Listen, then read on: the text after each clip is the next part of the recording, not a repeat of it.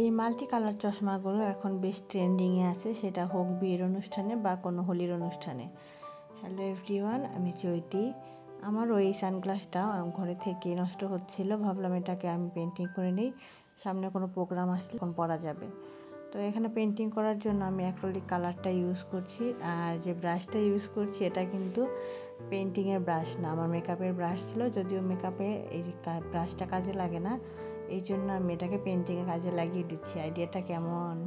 তো এরপর আমি এখানে মাল্টিপল কালার ইউজ করছি নিজের মন মতো। সারফেসটা খুবই কম দেখে খুব বেশি ডিজাইন করতে পারিনি, এই জন্য আর কি করার, শুধু ডট ডটই দিয়ে যেতে হয়েছে। তো কালার করা হয়ে গেলে আমি এটাকে বার্নিশ করে নিব। বার্নিশ করে নিলে কালারটার গ্লসি ভাব অনেক স্থায়ী থাকে এবং কালারটা নষ্ট হয় না।